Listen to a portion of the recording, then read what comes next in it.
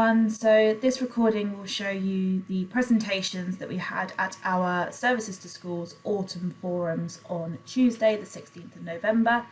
The content that's included in this video has also been included in the slides uploaded to Webshop and emailed out to you, and any questions that were asked outside of this recording have been also uploaded if they are of importance or relevance to the wider school community.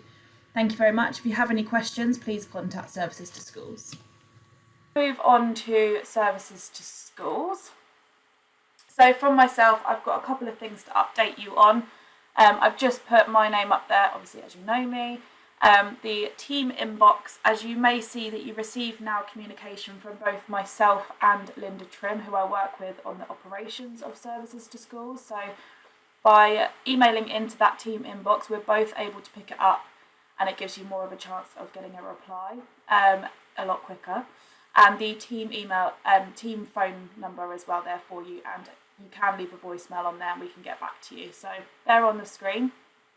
These slides will be sent out to you before the end of today, and the video that's being recorded should be uploaded with that as well. If technology is on my side, I'm hoping to put them all in the web shop as well for you to look back on. So from Services to Schools, I know that a few of you are wondering probably what we're doing with our conference, and this is what I'm here to update you on. So our conference that we're going ahead with in 2022, we sent out a survey to you a couple of months ago. So thank you to everyone who did respond, give some feedback and let us know what you think about doing a virtual conference, what you think about doing a live conference. So we've taken all of that feedback into account. We reviewed lots of different aspects as we sent it out to both yourselves as schools and our service leads. So we've had a lot to think about, taken into consideration all the risks, and I can confirm that we will be going ahead with a new and improved virtual conference next year. So the next slide will show you a little bit more information, and I will go into a bit more detail. So as I said, we're going virtual. That's because of a few things that we've had to think about.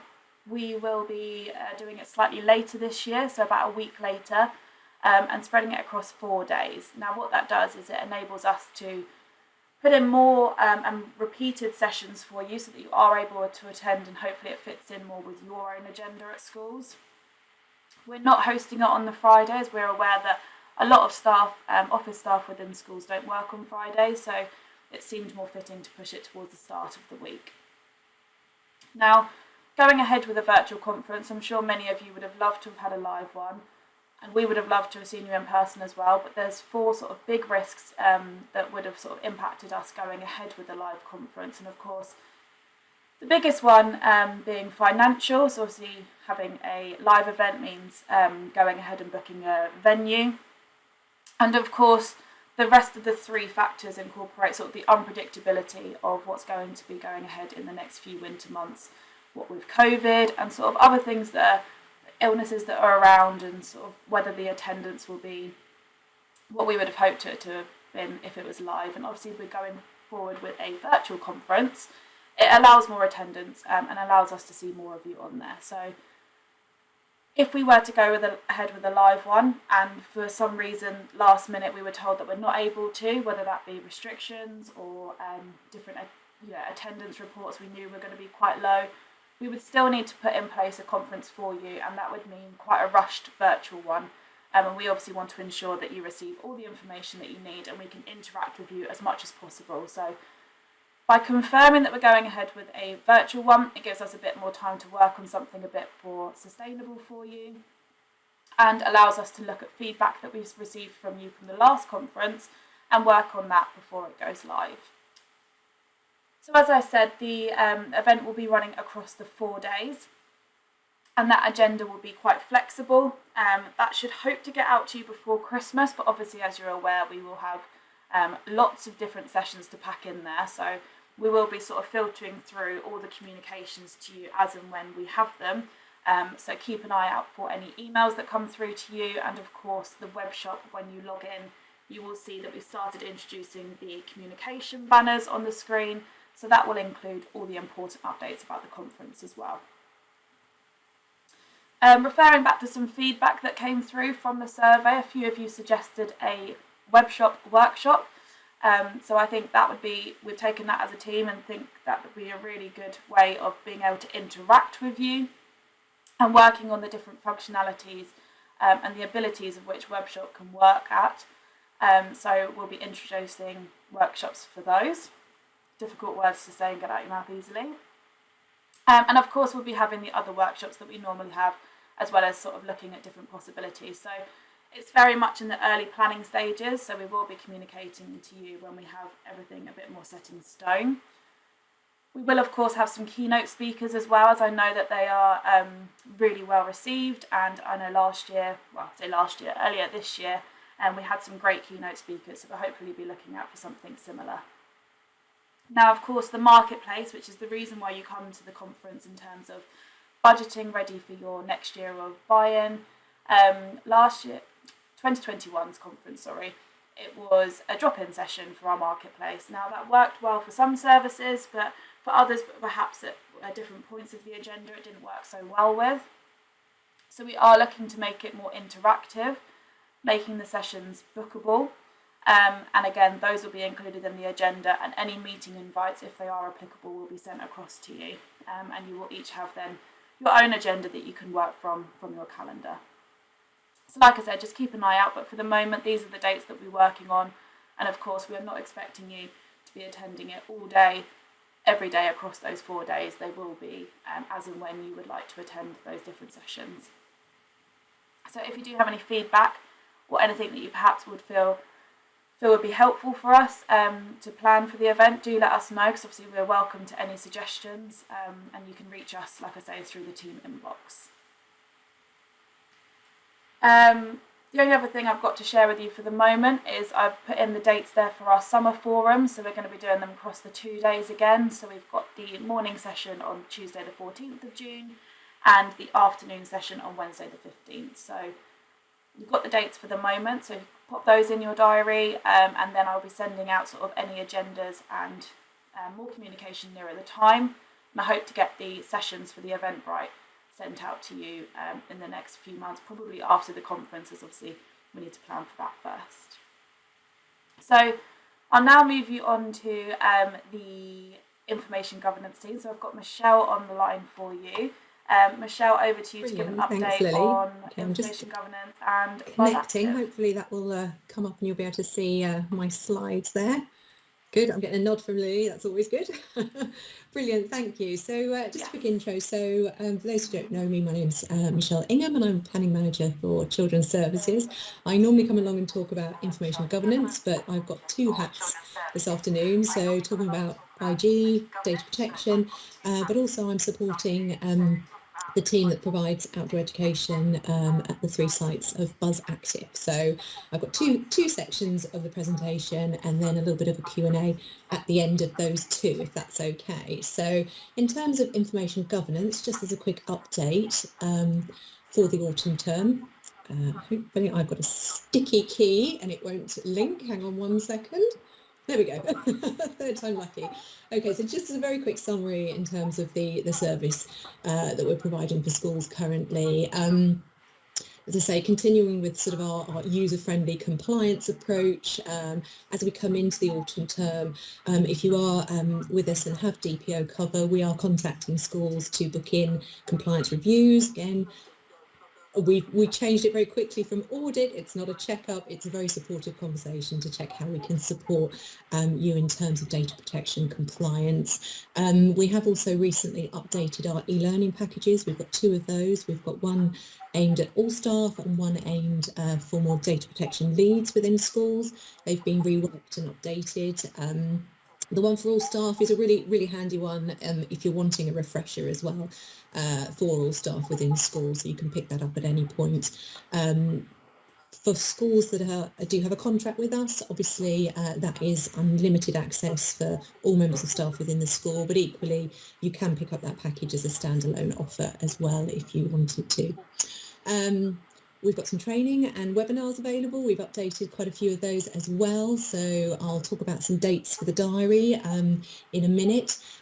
Equally, we have our team on hand, including Peter, obviously DPO, and our information governance officers. One thing I wanted to draw your attention to, I suppose, from one of these bubbles is the online resources that we have. We have a raft of information sitting at your fingertips within the web shop. Again, completely unlimited access if you have the DPO contracts with us, but again, this can be a standalone option. So I just wanted to use a couple of slides just to highlight what's on there, and whether equally, as I've mentioned here, whether you use the following, the star button. So if you particularly wanted to have your privacy notice information or your ROPA details to hand, you can pop those in your favourites, which means they're going to be sitting in your landing or home page as you sign in. So there's a couple of things there that might be worth doing. So obviously we've got a raft of information here. I mean, this is just a very brief selection of the stuff we have there. For example, data breach management, lots of information. We've got templates, we've got policies, we've got associated webinars that you can pick up as and when needed. What we'd always suggest is we often, when we're giving advice, we provide links to these. It's just making sure that you're logged in before you click on the link, because otherwise it takes a little bit of a different route to get into there. So once you're logged on to the web shop, use the links that we've shared, but equally these are at your fingertips as and when you need them as well, including, as I say, webinars and policy templates as well. Okay, so as promised, a couple of dates for the diary. These are specifically over sort of the autumn-winter term.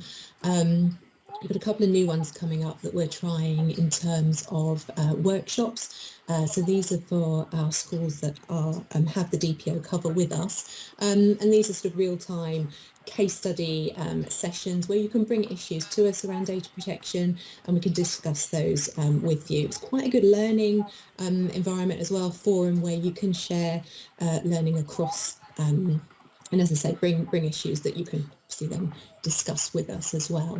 We've brought back popular demand, the records retention disposal training. We've got that coming up on the 8th of December.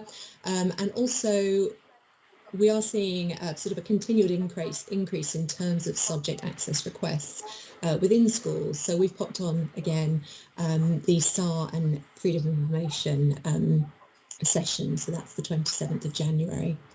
As we move into the new financial year, we are going to be popping on some new sessions. One of those will be around a regular slot in terms of staff induction. So what we're hoping to have is a regular data protection session that could be picked up quarterly. So as and when sort of staff come in new or you change over in staff, you'll have one that can be accessible in a timely way. Equally, we're looking at a workshop around compliance as well, just to talk you through our process and how we work with that.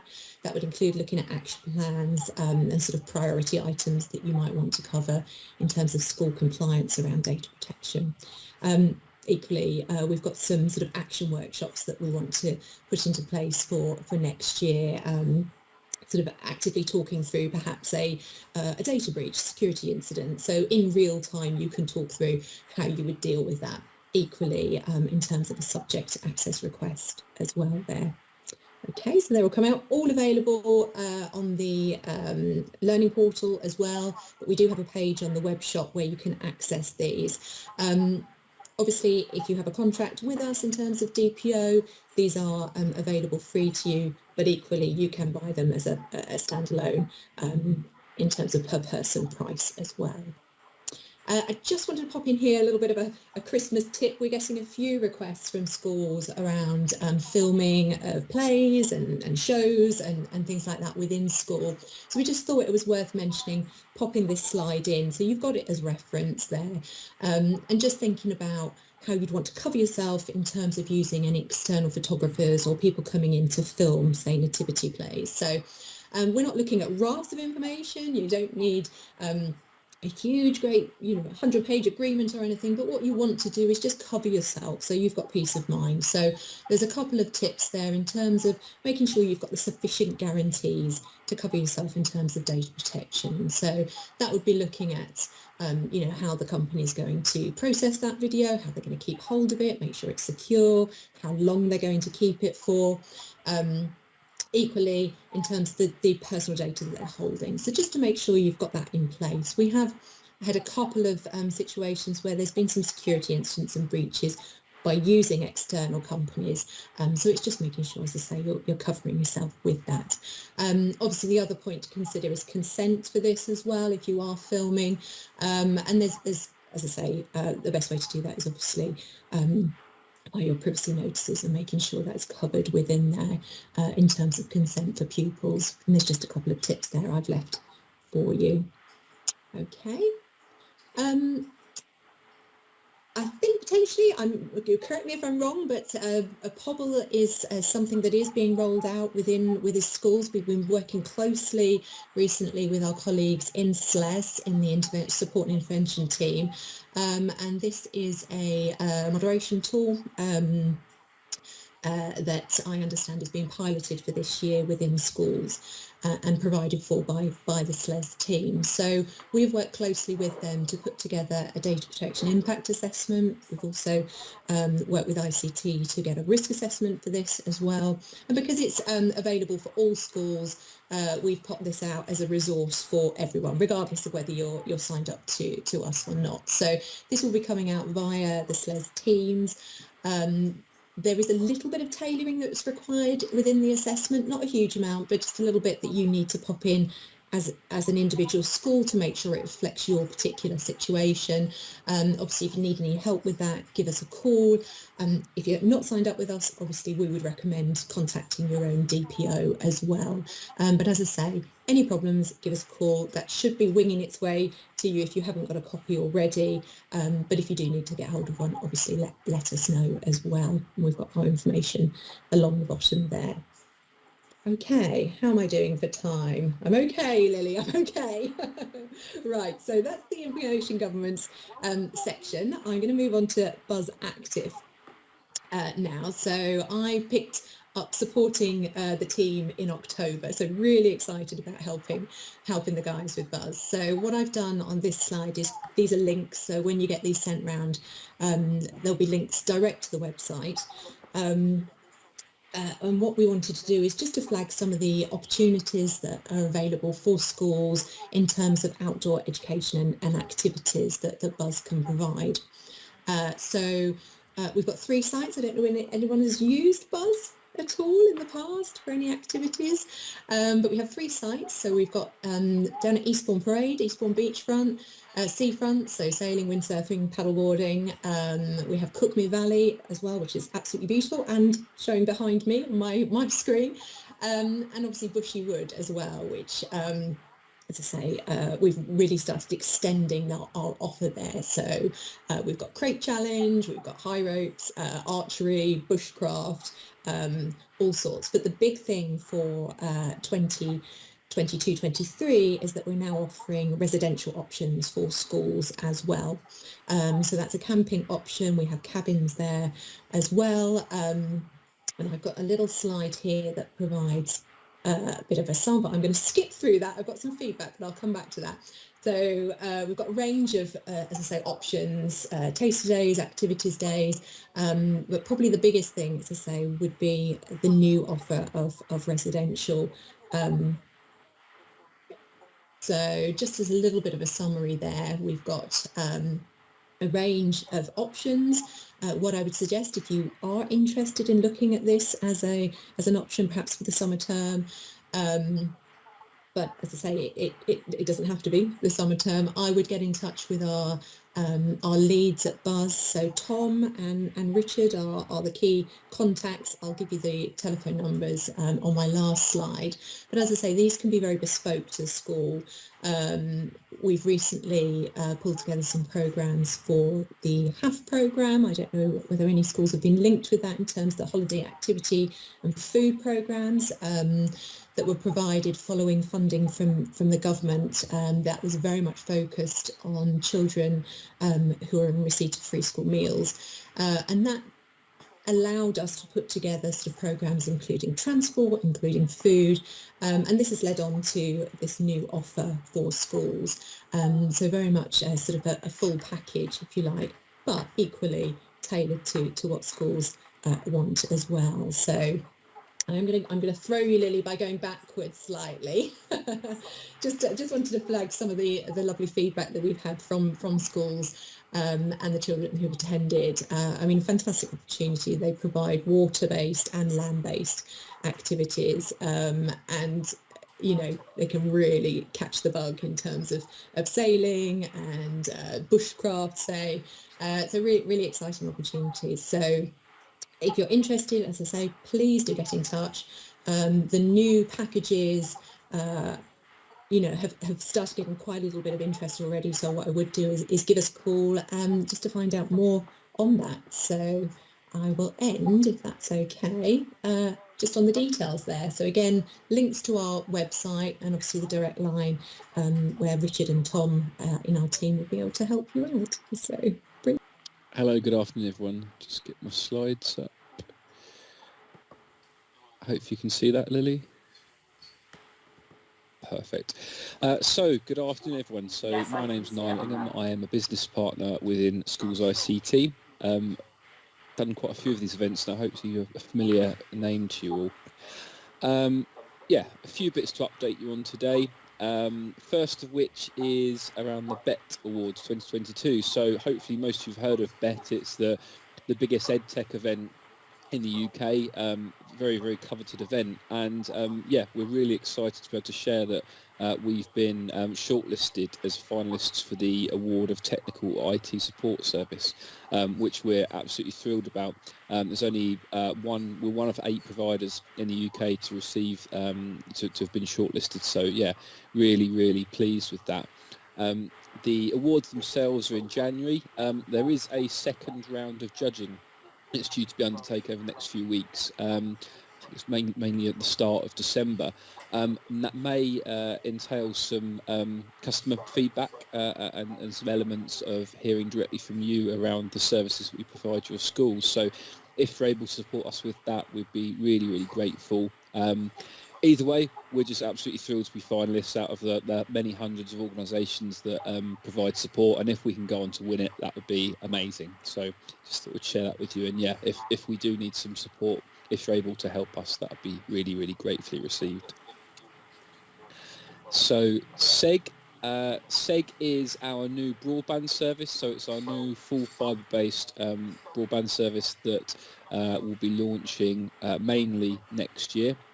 So thank you to all of you who did return your orders around the circuits you wanted from next year. You know, apologies once again for the short turnaround on that. Unfortunately, the way the tender was run left us quite a short window to get those back from yourselves. So thank you very much for getting that back to us.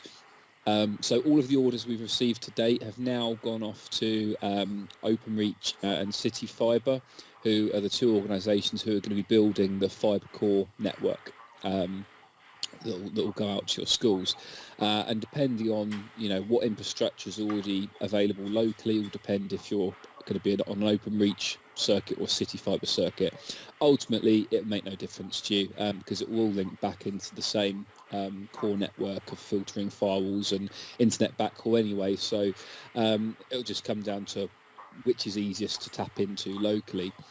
In terms of next steps, if we haven't done already, across the next month or so, we'll be coming out to the schools to undertake a survey of your school. So that will look at things like how much space is left in your comms cabs, if there's enough power, the route the fibre cable might take through your school. So yeah, if you could help us with that, that would be great. In terms of the actual installation of the fibre, depending on, as I said earlier, what infrastructure is already available locally to you will depend on how quickly you see that. So officially the project states that schools will start to go live from May 22 through to March 23. If you're in an area where there is already City Fibre or Openreach Fibre within your street or even into your school already, you'll be near the start of that. If there's no fibre for miles around you, you'll be at the back end, because obviously there'll be road closures, trenches, all that sort of stuff will have to be done to get the fibre out to you. Don't just assume if you're a rural school that it'll be right at the end, and equally if you're an urban school, don't assume it will be there as well. Some of the funding that came through from DCMS, so government, in the last few years actually prioritised improving infrastructure in rural areas, so you may be surprised. So in terms of letting you know when that'll be, the contractors are working on a build programme now. But as I say, because there's a lot of planning to do with highways and road closures, we probably won't know for certain what it means until your school, until the new year. So just bear with us on that. For schools that haven't opted to buy into our new full fibre broadband service, it's not too late. We can still add orders in at this time, so just let us know and we can get you a quote for what that looks like, what that would cost your school itself. Next one then, so MS update and events. So we'll start with a little update on Sims. So let's be honest, for years now we've all been looking at Sims and wondering when they're going to improve it and change it and make it a little bit different and perhaps a little bit more modern. And some of you might be aware of this already, but Sims was always a Capita product. And last year, Capita moved Sims out of their core business into a separate business called ESS. They then subsequently sold ESS to a new capital company called Montague.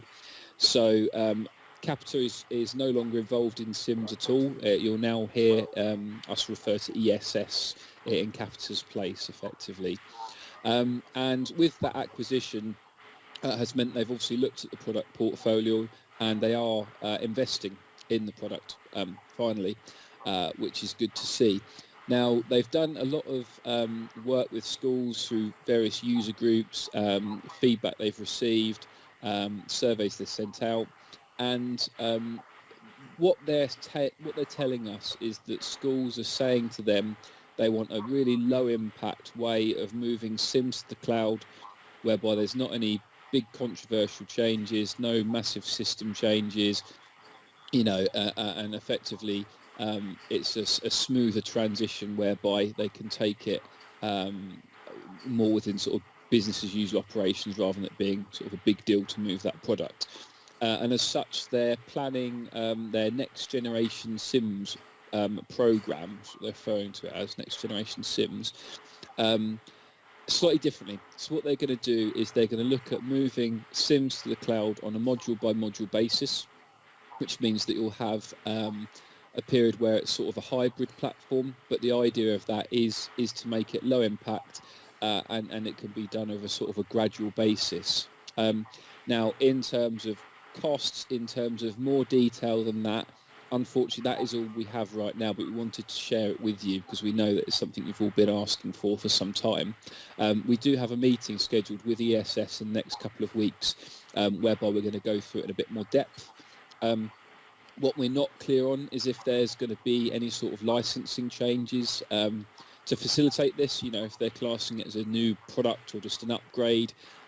So in terms of budget, I'd say, budget what you're currently paying for Sims and Sim support, but there may be some slight increase in cost, but until we have that meeting with the ESS, we don't know exactly what that'll look like.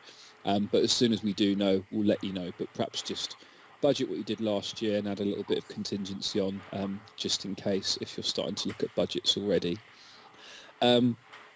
If you wanted to look at different platforms, we've been running a series of webinars across October and November looking at different platforms. So we did have one on Bromcom last month that's now passed.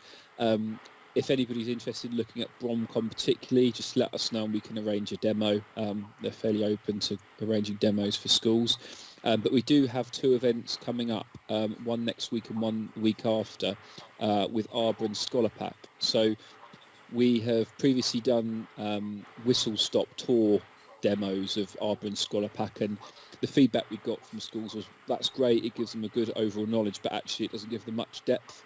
in understanding exactly what that would look and feel like. So what we're doing is we're taking a bit more of a modular approach. So the Arbor webinar we've got scheduled for next Tuesday, 23rd, is going to be focused on parental engagement, because that's something that people have asked lots about with Arbor. So how that works. And Scholar Pack is the following week on the 30th. That's going to be on assessment. There's been lots of queries around assessment. So yeah, just wanted to give that update. Really, we are hopefully now finally seeing some movement with Sims and making it a bit more modern. But if you can't wait for that, or have other reasons that you wanted to change sooner, we've got the Arbor and Scholar Pack demos there, and we can arrange a demo for Bromcom as well if you wanted to see that. Google Workspace. So a lot of schools during lockdown made use of the DFE funding that was available for setting up a digital learning platform, and lots of schools chose to go down the Google route for that. Teachers obviously had to do a lot of learning very quickly on how they can transition to delivering remote learning. And I think there was a collective sigh of relief, should we say, when we returned to the classroom, a bit more certainty around that. And actually what we're finding now is schools are, the dust has settled a bit more, and they're looking back and they're reconciling sort of lessons learned from digital education and how they can actually make use of that in the classroom now, with a view of supporting a traditional classroom-based learning rather than that sort of responsive need to deliver learning remotely. So as such, we've developed a new catalogue of training on the Google Workspace apps. You can view that on our website, which is schoolsict.services, and there's a training button there, and you can view all the courses we offer.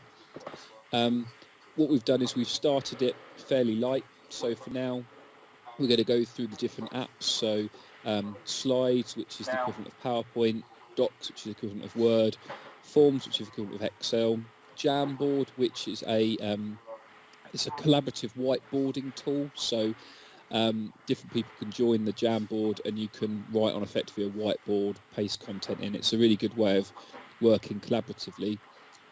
Google Admin Console, if you're that way inclined. Google Keep, which is effectively their vault function. So if you've every bit of work that goes on there, every chat that's held, every email that's sent, it's all stored within Keep, so that if you for whatever reason have a SAR and you need to find data relating to a conversation or email that's happened, you can recover that all within that tool. Sites, which is websites, and Top Tips, which is just generally around how you can use the tools to support teaching and learning. So that's sort of the entry level of starting to get people familiar with the apps, and then we're going to go a bit more into more depth around how you can then utilize that day to day into teaching and learning. But we thought we'd start at the beginning and get people familiar with the tools first. If there's something that you did want support with that's not on that list, or you wanted to take it to that next stage already, just let us know. We've got consultants who can support you with that, either on a one-to-one or staff meeting basis, to support you with that. In terms of the sessions themselves, for Premier schools, you can pay with them using your credits. For schools that don't have any credits left, or didn't have credits to start off with, the sessions are quite short after school twilight sessions. So they're only 1 credit or £50 anyway. So take a look, see if that's useful for you. ClickView. So hopefully you're aware of the Southeast Grid for Learning. So Southeast Grid for Learning is a consortium of local authorities within the Southeast, focused on EdTech, basically looking at how schools can use technology to support teaching and learning. East Sussex are the host authority for that. And yeah, we've been given access to a piece of work that Southeast Grid for Learning have been doing with ClickView around a new educational video content resource bank that they're generating. So ClickView have had a secondary platform for years, and through popular demand, they've now developed a primary platform. And effectively, through the Sfvs Grid, we're able to offer up to 20 primary schools, a license to the new primary platform. In return, all we want for that is just some feedback around how you find the resources, what you'd like to see, so they can develop that product offering. It's around £3 a pupil normally. So for some schools, that's a fairly decent freebie. And like I said, there's no commitment there at all, just to give us some feedback. The videos are aligned to supporting the curriculum, utilising clips and material from all over the place, including BBC and Freeview television channels as well, and other bits to support assessment. And full training support is provided by ClickView as well to help you get started with that and make sure you make the most of it. Just let us know. Come to Schools ICT if you'd like to take that up. So, questions? Thanks, Lily. I'll just start sharing my screen. Hopefully you can all see the slides in front of you. So welcome to the HR advisory session today. Just to do some introductions, my name is Nadine Lamond. I'm lead HR consultant in the advisory team, and I'm joined with Emma Dawson. Emma, do you want to introduce yourself? Yes, thanks Nadine. Hello everybody. As Nadine said, Emma Dawson, HR consultant, and many of you I will have had the pleasure of at least talking to on the phone at some point previously. Thanks, Emma.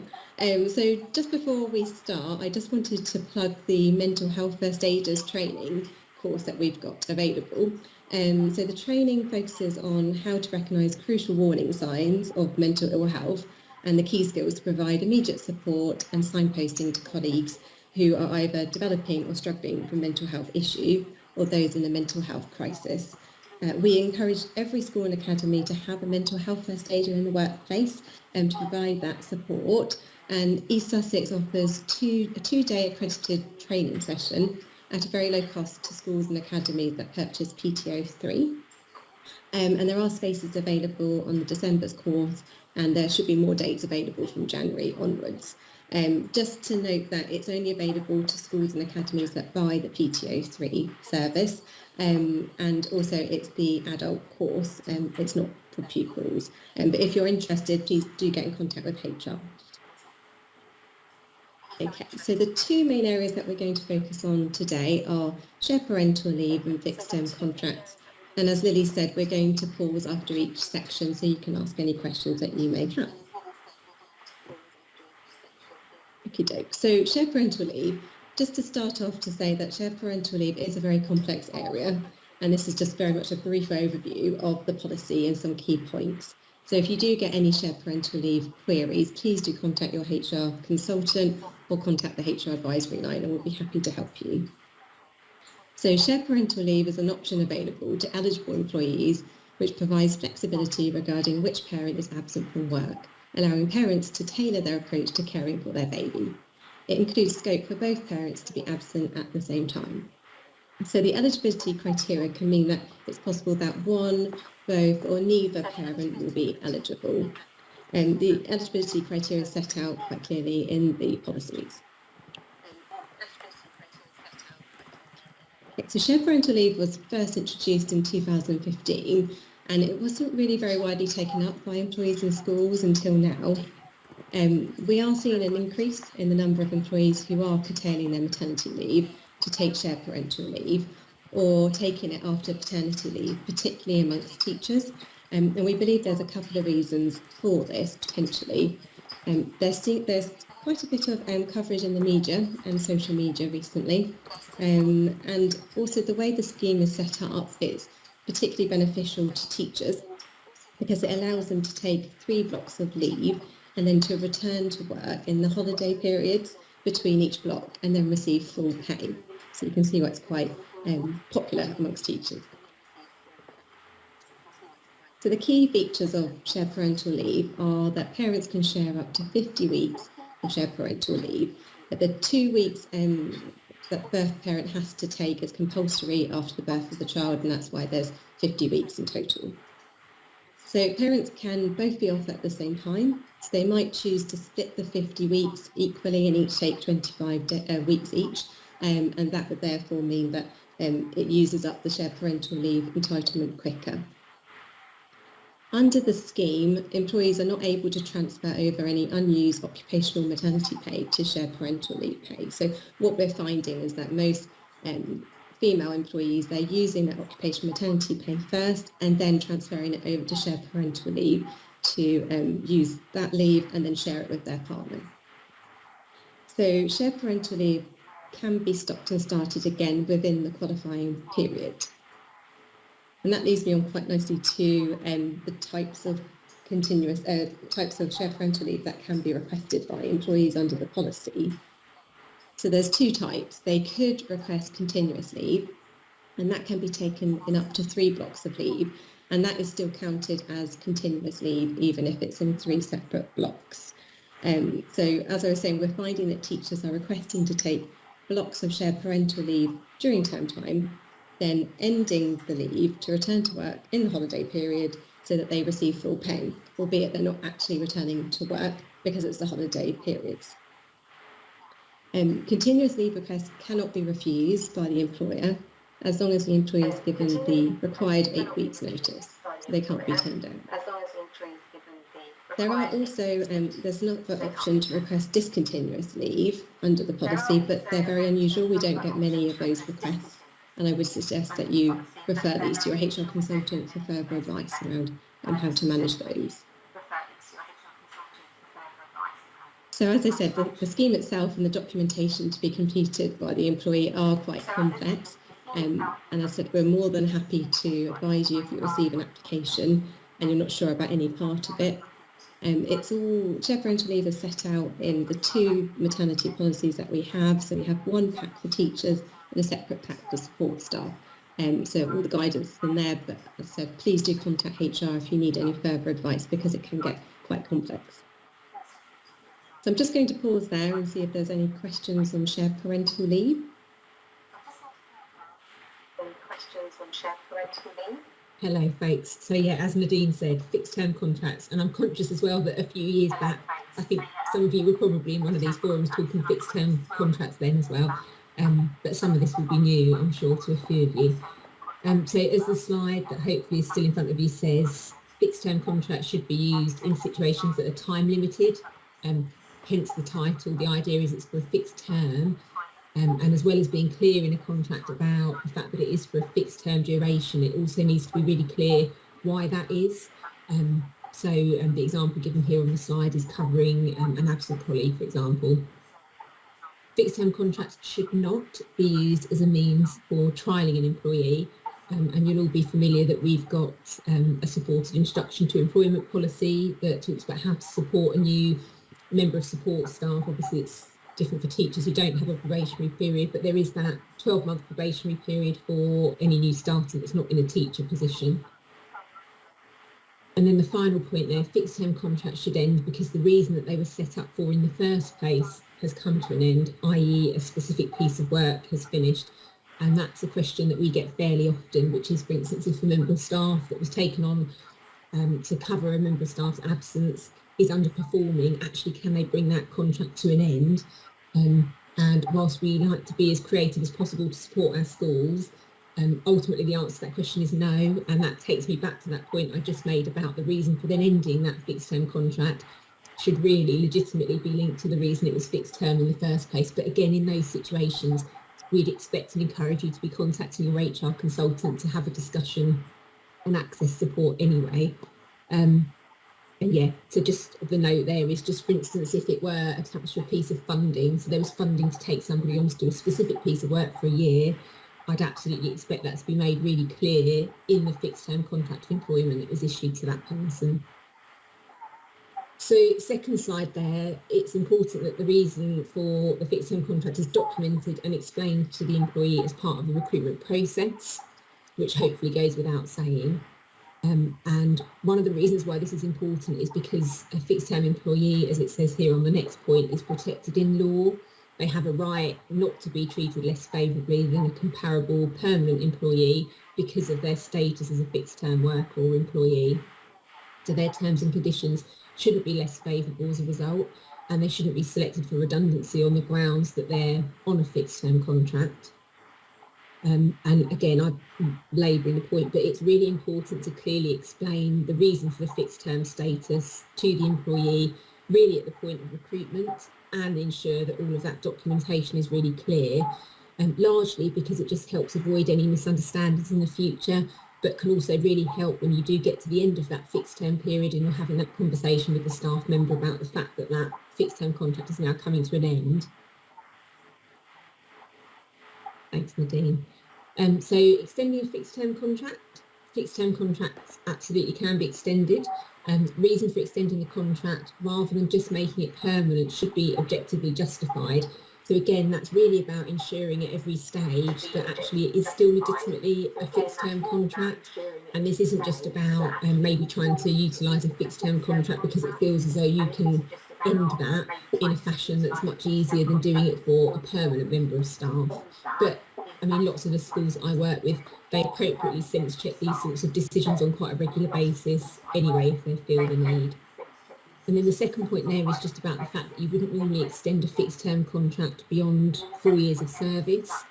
The reason that we draw out the 4 years there is technically in law, after 4 years of service, an arrangement is normally considered to be permanent. There are a few exceptions to that, but they are few and far between. So it's safest to proceed with caution and assume that if you've got to extend beyond 4 years, probably it's more legitimate that you're having a conversation about making that member of staff permanent in their role. But again, that's absolutely the sort of thing that we might expect you to be getting in touch with us to have a conversation about. Thanks, Nadine. So ending a fixed term contract. The ending of a fixed term contract is regarded as a dismissal in law, and therefore, perhaps unsurprisingly, all of the laws of unfair dismissal apply, which is why it's important that a fair procedure is conducted when you are bringing that arrangement to an end. And that last point there, even if a fixed term contract is ending on the day originally identified, formal notice should still be given to the employee.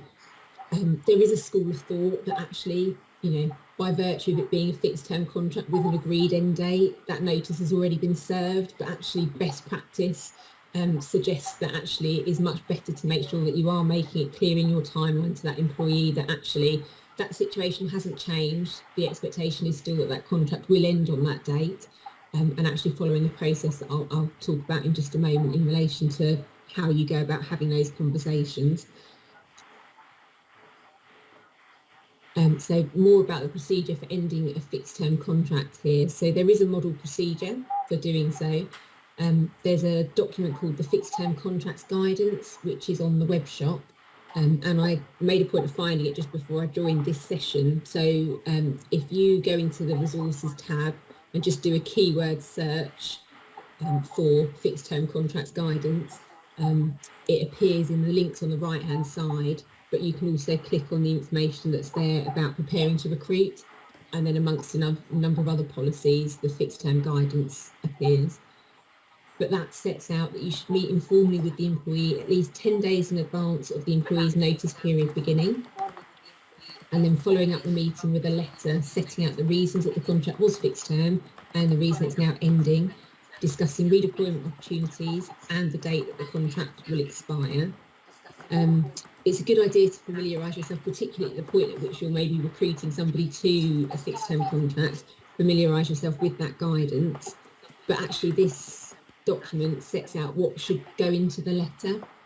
So it's particularly helpful when you are at the point at which you're ending a fixed term contract, perhaps. So this slide talks about redundancy payments. So if an employee has 2 or more years of continuous service, they will probably be entitled to a redundancy payment. So in law, it's at 2 years service that you become entitled to redundancy payment ordinarily. That applies for fixed term contracts post holders too. So if somebody has got 2 years service, either in the same fixed term contract arrangement, or they may have moved from one fixed term contract arrangement straight into another without breaking their service, at the ending of that most recent fixed term contract, they'd have that entitlement to redundancy. Redundancy is due from the start date of the continuous service and not just for their fixed term role, as I just alluded to. And again, this is a sort of circumstance where we would expect you to be maybe getting in touch with your HR consultant to have a conversation with us about trying to understand if a redundancy payment is applicable, but also we can support in doing the calculation so you know exactly what that redundancy liability might look like. It's a bit of a misconception for fixed term arrangements that actually if they've entered into that knowing that it is a temporary arrangement, it's unlikely that there would then be a redundancy payment at the end of it. So it's just something for you all to be mindful of. And then still thinking about the ending of a fixed term contract, this next slide talks about redeployment. And I mentioned that that was something that should be alluded to in that letter. There is a duty to seek redeployment for people coming to the end of a fixed term contract, and that's something that's covered off in those fixed term worker prevention of less favourable treatment regulations. It means you should consider what other suitable roles might be available in the school at the point at which the fixed term contract is coming to an end. And really any roles are available in school that might be suitable should be offered to an employee that's coming to the end of a fixed term contract before they're advertised more widely.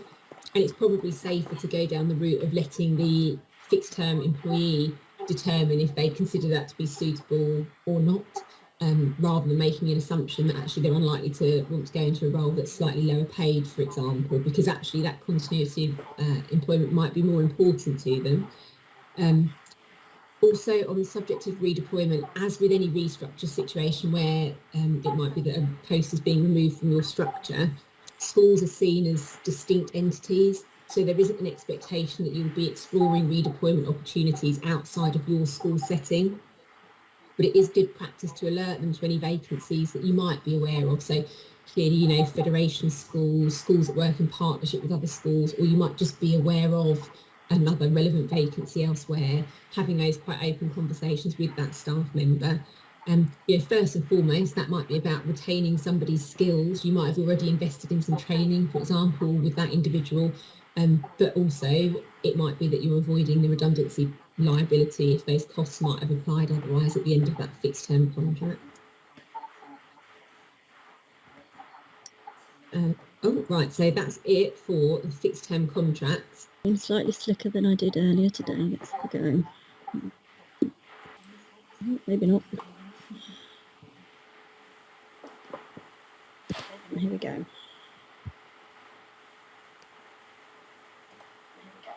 Got the screen plugged in again.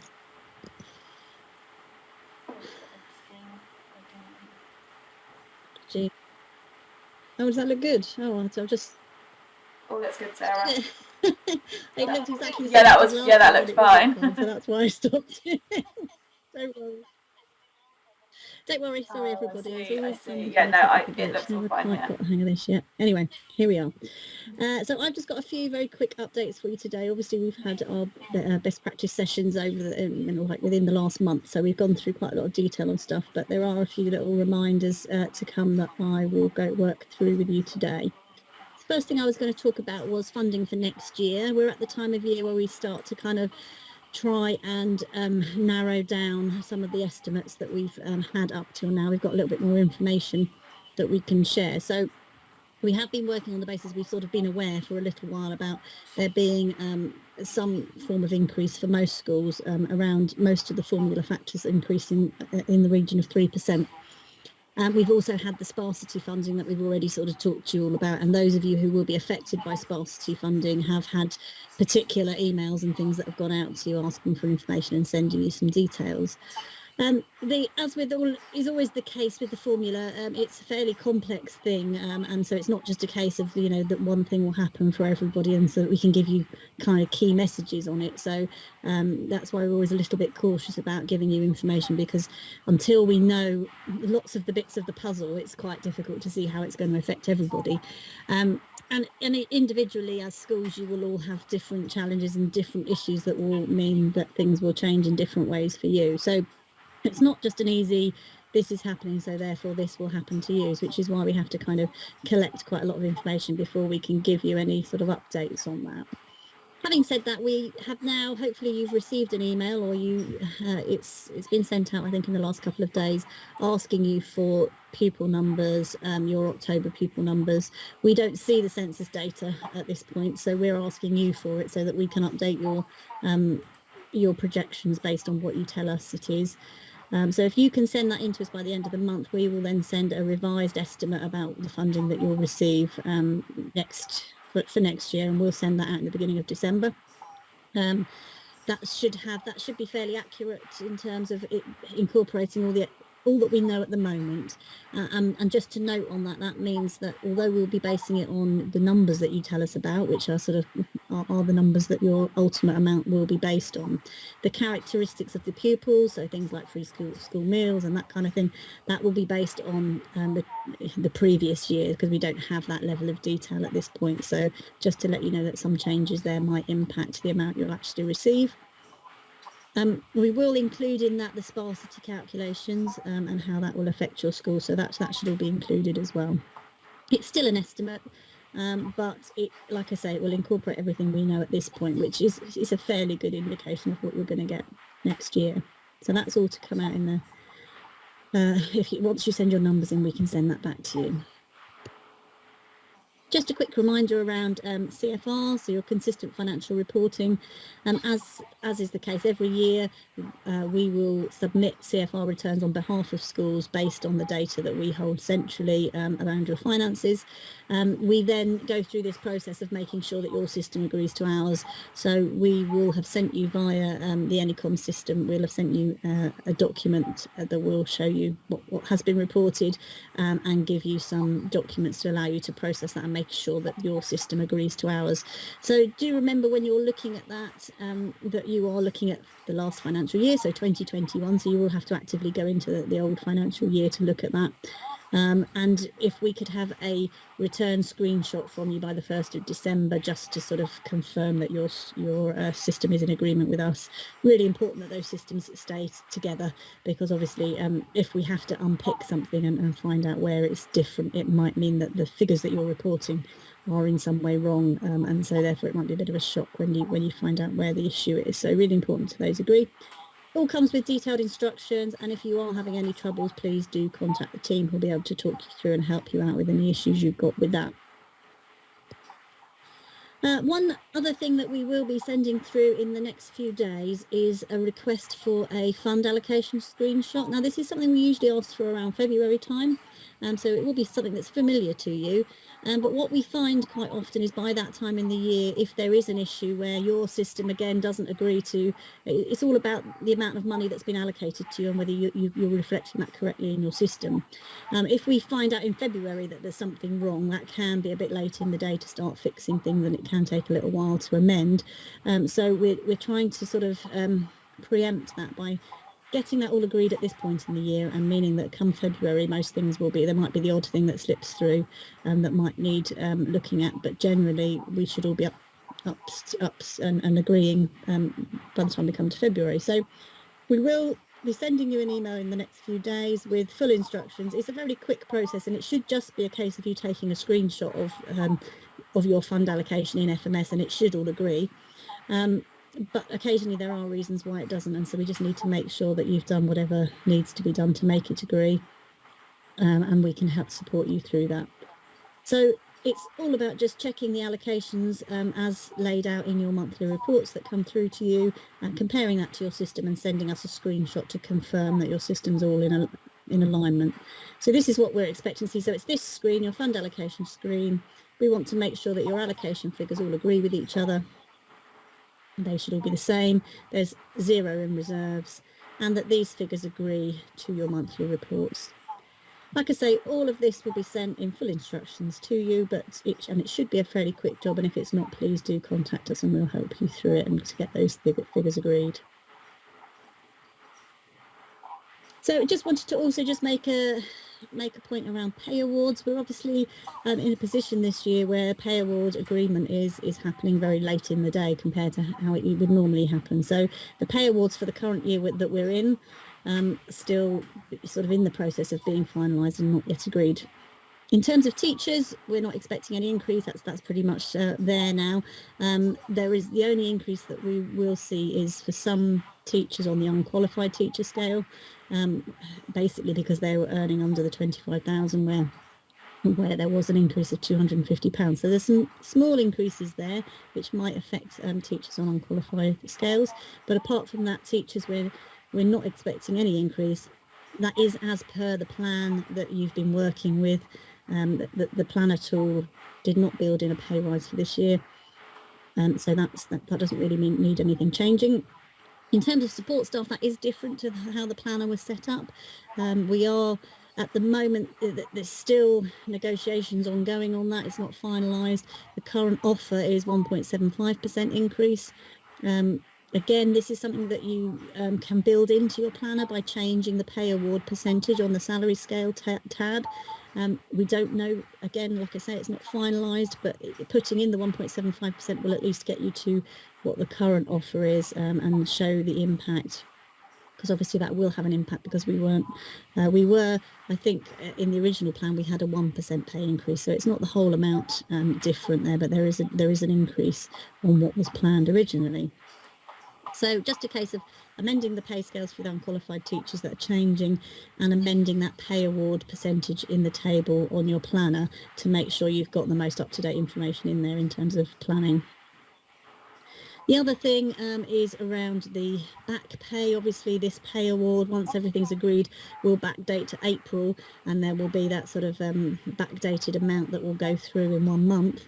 In terms of how that's planned for on the budget planner, you can adjust the month of the pay award at the top of the staffing input sheets, and that will allow for the way the monthly payments to be adjusted and allow for that back pay amount to come in. Now, again, I don't know what month that will come in because it's not agreed as yet, but we know it's going to be after this month. So any dates you can put in after today, any month after now, will at least be accounting for it correctly, but you may have to sort of nudge that on as this goes on.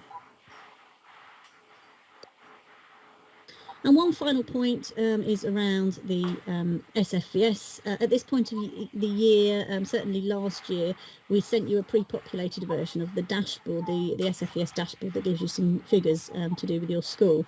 Now, quite quietly, the DfE have changed the way they've done this. So we went to look for the sort of template version of this, couldn't find it, just to realise that they've actually incorporated the dashboard into their benchmarking website. So it's not something that we can access anymore as a spreadsheet version. But it does mean it's all accessible to you on the benchmarking website. So it's a case of going onto the benchmarking website and finding your dashboard there, and it will be pre-populated with your CFR data. We have already talked about in the best practice sessions, hopefully many of you were there, around the new requirements on Sfvs around related parties, and we have published some instructions on what that means and how to deal with those. There are a few tweaks on the questionnaire itself in terms of the ways a couple of the questions are worded, and there's a slight difference because there's this new dashboard now. There's a slight difference in the way the questions are sort of put in the order they're put and things like that. Nothing fundamental that should be a big surprise, and most questions exactly the same, but just a heads up that the format is slightly different and the way, so just making sure that you're using the right version of Sfvs this year round. We will be sending out some information so that you can have the links to this and making sure you're using the right versions and what have you. Please look out for that within the next week. We'll send out something just to highlight the changes and making sure that you know where to look for all the information you need. So that is all I have to talk about today. Just share. Perfect. Thank you, Lily. Good afternoon, everybody. I'm Claire. I'm the Senior Contracts Officer for FM Services, looking after the cleaning contract, waste contract and caretaker support services. I've got a quick update on each of the sections for you before I hand over to my other team members. So firstly, looking at the cleaning contract. So contract update, as those of you in contract will be aware, we are now out of mobilisation period, so we are operating as business as usual. The management team are currently operating with one vacancy, however recruitment is progressing for that position, and we'll provide you with an update once recruitment has been finalised. Generally, across the county, we are seeing an improvement on the staffing levels, and recruitment seems to be more positive in terms of operative. So from our perspective, that's a really positive piece of news. From where we were at the start of the academic year to where we are now, we've definitely seen a huge improvement. I have sent an email regarding changes to communication, so if I could just please ask that everybody make sure they refer to that email and make the changes to sending communication as requested. And if anybody's got any questions or queries, I'm happy to answer in respect of that. We have begun our RAG rating process as well, which is where we score service delivery across all sites in the contract. So it's absolutely key and critical that you send across to us any issues with service delivery, etc. So we've got a true understanding of where you are in terms of service delivery, and we can plan our inspections around that information. Just to confirm for those schools that have not yet had contract review meetings, 17th of December is the last day of regular cleaning for this term, with all schools returning on the 4th of January, unless you have any Christmas cleaning in the meantime, which moves me nicely on to Christmas cleaning and February deferrals. So all schools have now been written to detailing whether their schools will be cleaned at Christmas or it's going to be deferred to February half term. Please make sure that you attend any contract review meeting that's set between now and then, so we can ensure we agree the works that are going to be undertaken and all dates for that work to be completed within. Churchill have asked me to remind all schools that hot water needs to be left on during that Christmas cleaning period. The chemicals that they use are only diluted using hot water into a bucket, so that will create some issues over that period if the boiler is turned off. Any schools that have got deep cleaning happening in February half term, Churchill are very willing to do any additional work for you on inset days, 16th, 17th of December, etc., or likewise after Christmas, where they can carry out additional cleaning in respect of thorough cleaning the toilets, floor scrubs, etc. So make use of that offer. If you want to send dates through and any requests, we're more than happy to look at those for you. As I mentioned, contract review meetings, they should all be booked in now for those schools that have got Christmas deep cleans. If you don't feel you've got a meeting, please let me know and I'll make sure that's organised. We will continue to do them virtually this term. They are a formal record of service delivery, so it's absolutely essential that somebody attends and shares that information with us, so we've got a true picture of service delivery on your site. If you're relatively new to post, I'm happy to send in advance to you the questions and the pro forma that's used for that meeting, so you understand what types of questions and information will be shared at that meeting. We have also now opened for additional services and new business that has gone live, so Churchill are now able to offer cleaning cover, caretaking cover, floor works, scrubbing of hard floors, cleaning of carpets, etc., refurbishment of hard floors, deep cleaning, etc. So that work was put on hold previously, but now we're out of mobilisation, that's live and ready to go. Update on the waste contract for you now. The contract with Veolia is due to expire on the 31st of March 2022. So we have begun discussions with Veolia to discuss a possible extension. We will of course provide updates for you in due course of where we are with those discussions and what decisions have been made. We still aren't using the Veolia help desk. Some of you may recall that we were part of a reorganisation where all of the business went centrally to their head office for all communication regarding the contract.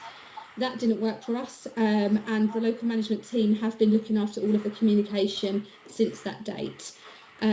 Any communication relating to missed collections, additional collections, etc. should go through to the CS Waste Management inbox, and we'll manage that in the short term with the management team until we feel that the head office are in a suitable place for that to return to their management systems.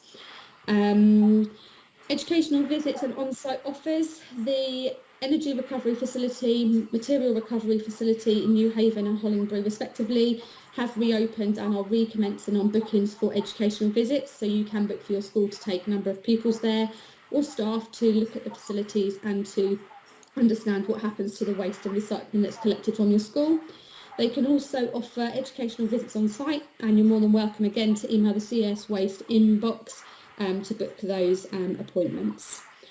The offer for food waste collection service is still there. Hannah will talk a little bit more in her slides around how that is working with the catering contract, but in terms of main school contracts or those schools that are not in contract with East Sussex for catering can make use of that food waste collection service. Not only is it making environmental impact, it also will create a reduction in costs for your waste collection, so it's worth exploring if that's an option for you.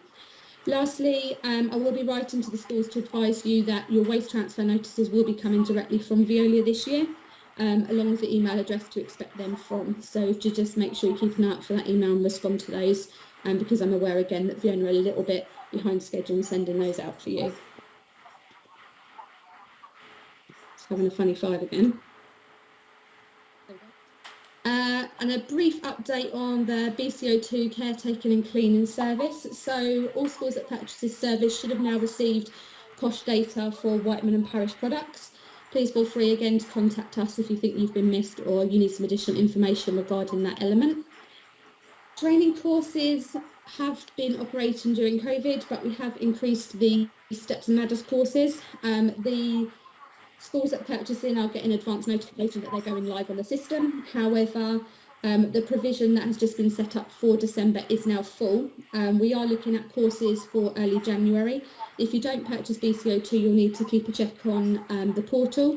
Those schools that do purchase will get an email to say they've gone live, and obviously you'll get first offer for attending those. We're also looking as a team at how we conduct our induction process, giving that a complete overview, looking at the changes, taking on board comments and communication from the schools. So that is something we're working towards changing in due course. The caretaker meeting is scheduled for next week. All invites have gone out now for that event. However, it's not too late to join. If anybody's sitting there thinking, I haven't signed my caretaker up or would like to, please do drop me an email. I'm happy to add attendees to that list. And lastly, the main project for our team moving forward, we'll be looking at the caretaking and cleaning handbooks, talking to the caretakers at the meeting next week to see what they'd like to be useful in those books and not, etc., and how we can move those forward. So they will be coming out as well in the coming months. Okay. Hello everybody, I'm Matthew Scott. So I sort of work alongside Emma Knight for the grounds maintenance element of East Sussex County Council. So between us we deal with the grounds maintenance, the swimming pools, and we do the confidential waste, and also the sorry, just bear with me 1 second. And the window cleaning elements for the grounds maintenance and the contract work for East Sussex County Council. Some of the elements I'm going to update you today on are myself, funny enough, areas of improvement for the contract as a whole for grounds maintenance, because as a contract officer and as Glendale sort of collectively, we appreciate that obviously this year has been a bit of a bumpy year as opposed to the first 2 years of the current contract. So we'd like to speak to you about areas of improvement, workshops that we can offer in terms of content, and also tree surveys for 2022. Feedback opportunities, so auditing for Glendale and their performance throughout the last sort of 2.5 to 3 years. Touching on the winter maintenance package, and then a update from Nick Brooks, Regional Director for Glendale as well. So, Matthew Scott, Assistant Contract Officer. I've been with East Sussex County Council for 6 months, so I work primarily on the grounds contract and support Emma with the other 3 elements that I mentioned earlier on. So I'm here to help support deliverance of the GMO2 in its entirety, in terms of sort of presentation, better understanding of the contracts that each school signed up to and the features that they have on their contracts. I'm also able to support with soft maintenance projects, hard maintenance projects, just breaking that down. Some of the project work areas that I can help support is drainage, foundations, footpaths, security, fencing, and padlocks and elements like that.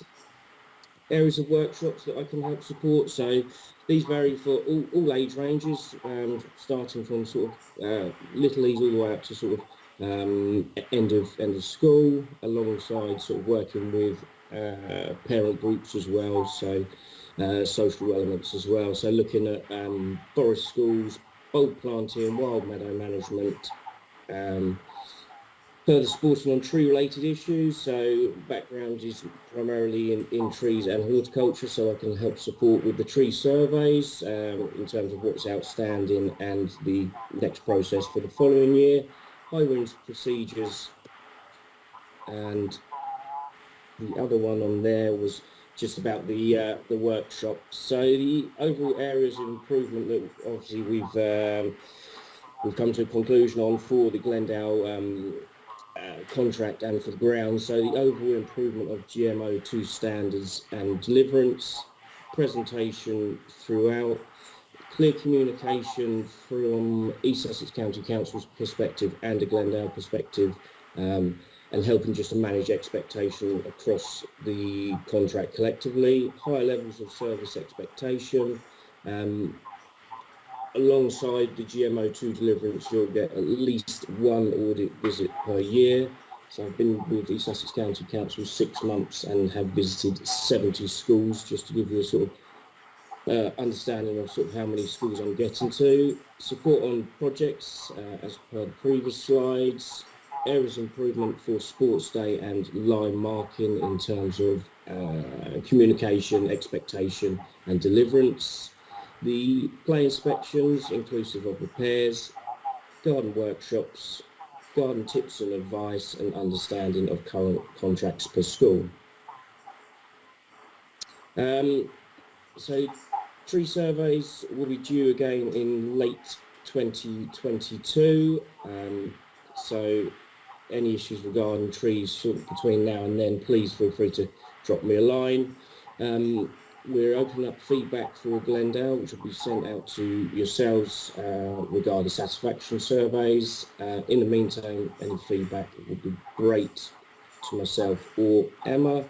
We've got the winter maintenance package, which has just been sent out recently, looking at what Glendale can offer for this coming winter.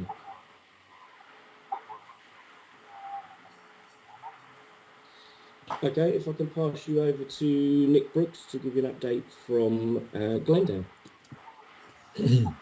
Thank you, Matthew, and good afternoon, everybody.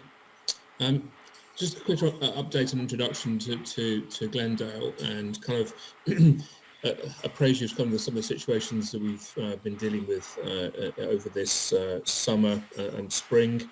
We had quite a difficult time this year in relation to staff turnover, and particularly in relation to recruitment.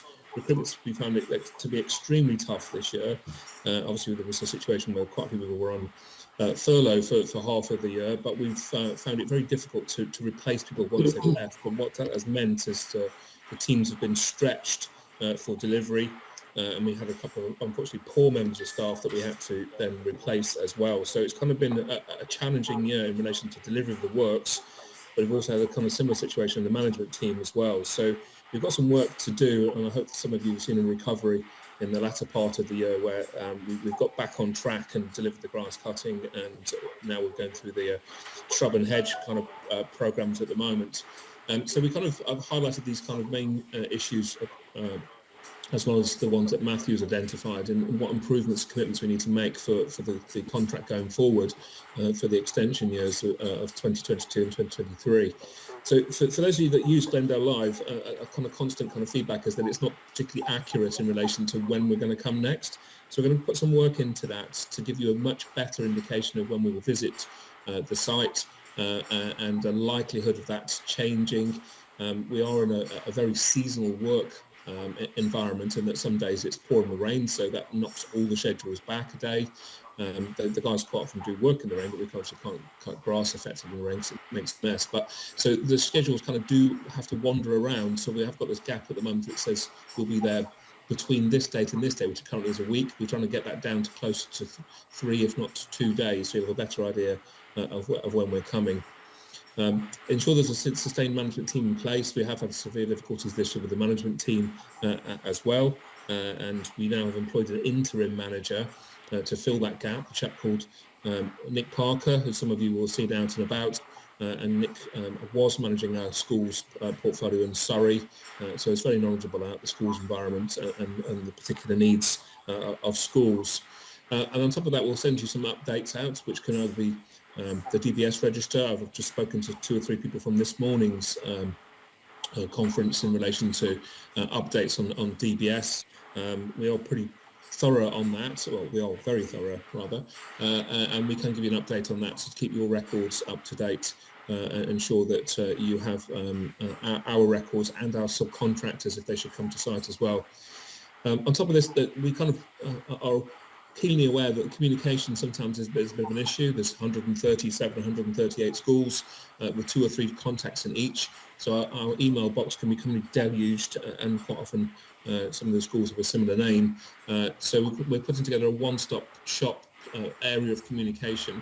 We've been trialing that this week with the contract management team. So all of the inquiries, etc., can be detailed and wrapped up in one area of communication rather than emails going up and down chains and left and right. It's becoming so difficult to manage. And then further on from that, the staff that we have recruited, we've identified some training needs, and so we put together a package of training for all of the existing staff to kind of further advance their careers, and also the apprenticeship scheme as well. So it's almost certainly will be 1, if not 2 apprentices on the scheme, alongside the normal core staff as well.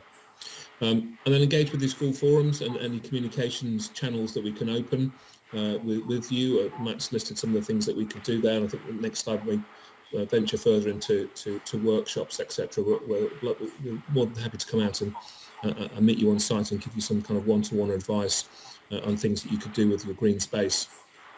And then finally, working harder for our carbon footprint from now going forward, and we have been doing this for a couple of years, we're 3 years into this contract, but from now on, any piece of machinery that is replaced will be replaced with battery-based equipment. We've got tens of thousands of those across the company now, and what that does mean is obviously it reduces our carbon footprint and emissions, but the other benefit of that is that we can actually work a lot quieter in the school grounds. So when you've got study time going on or exams, we can actually carry out work but be a lot quieter. The blowers and the hedge cutters are much quieter, so we can actually get the work done in periods when you need us to be quiet. So that's a quick update from me. I'll hand you back to Matthew, but if you have any questions or points you want to raise, please add them into the chat and I'll respond to them during the rest of the conference today. And thank you for listening. Lovely. Cheers, Nick. Thank you. So just a couple more points from myself and Emma. So swimming pools, currently revamping the service that is offered. New training boards have been added to the recommended trainers. TSS are carrying out the swimming pool sampling, and new customer handbooks will be issued early next year.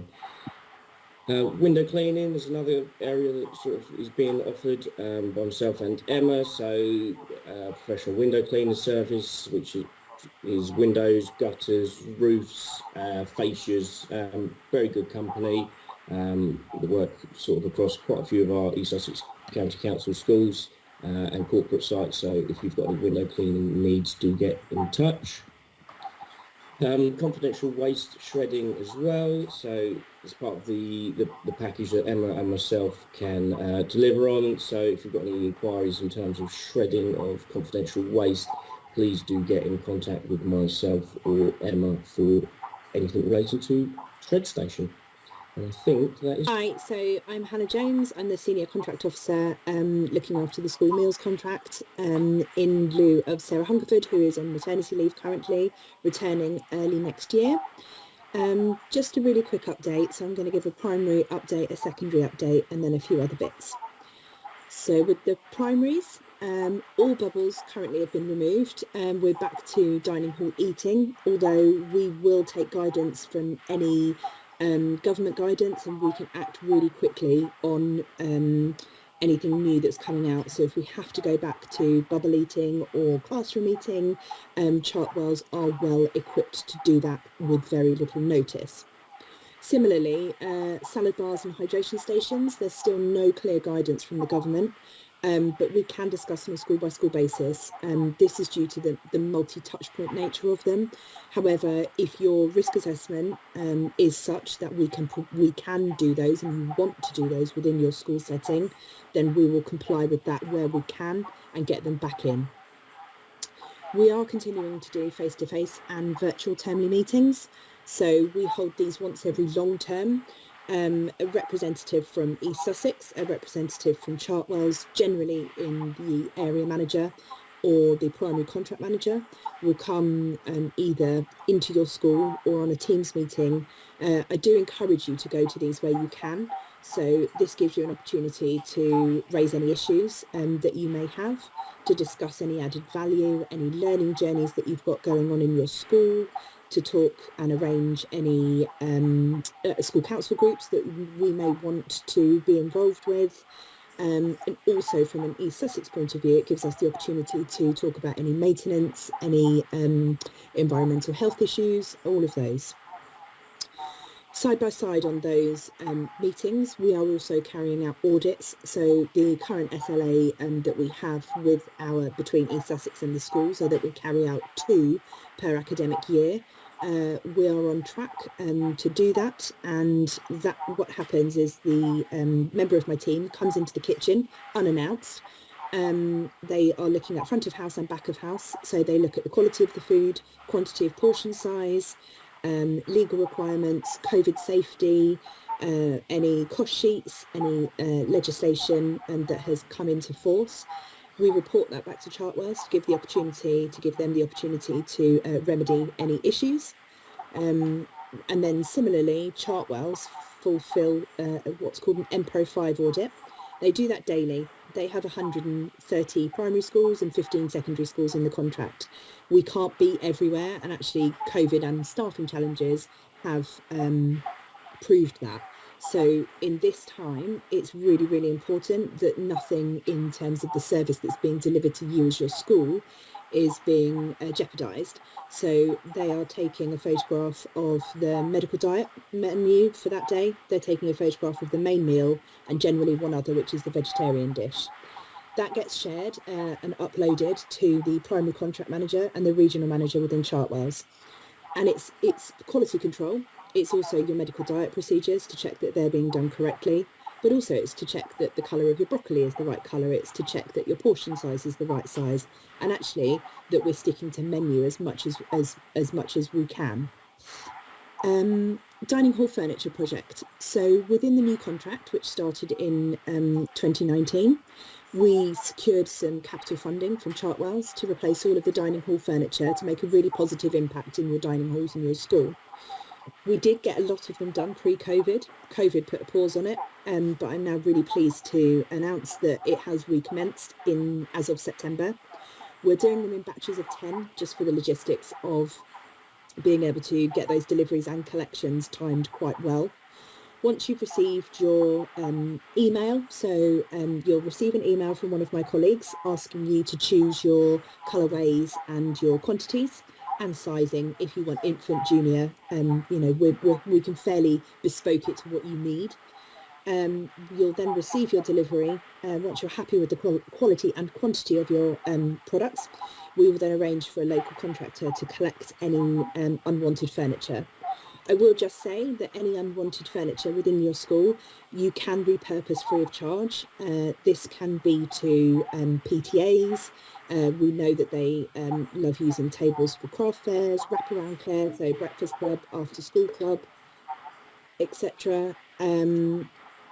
And we will, a contractor will come and collect them, and we're working together with a charity who are looking to repurpose them in other countries.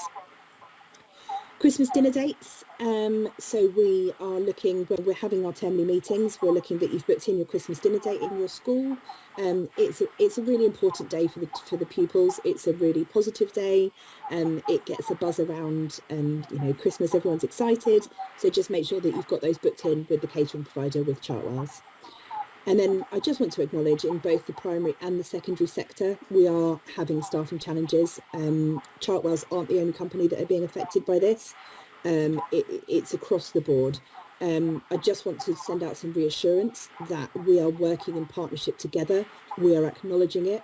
There is no recruitment ban within Chartwells.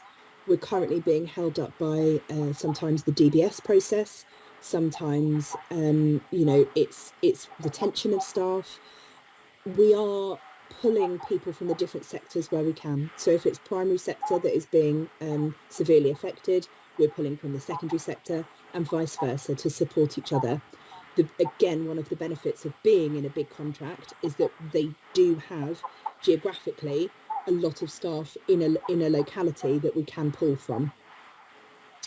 Obviously, if you're finding that your school is being adversely affected by this, please make contact with me, and it's something that we're looking at on a case-by-case basis.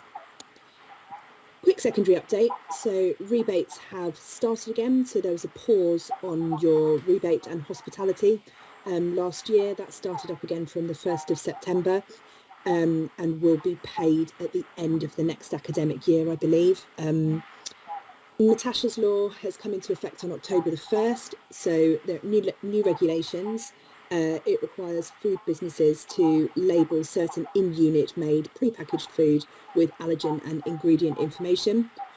This doesn't affect the primary sector. So again, some reassurance given that primary schools are out of scope for this. So it only affects those secondary schools within the contract. Again, it is something that you as a school don't have to take any action on. This is covered by Chartwells under the contract. Any new legislation that comes into force is immediately taken responsibility by the catering provider, and they have got all the wherewithal to label their food and to comply with those regulations correctly.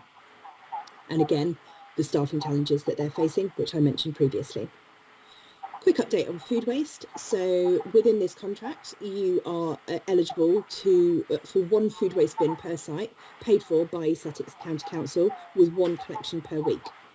The aim of this is to reduce the school general waste and reduce any fees that you're paying within that, but also so that the waste is being disposed of in the correct waste stream.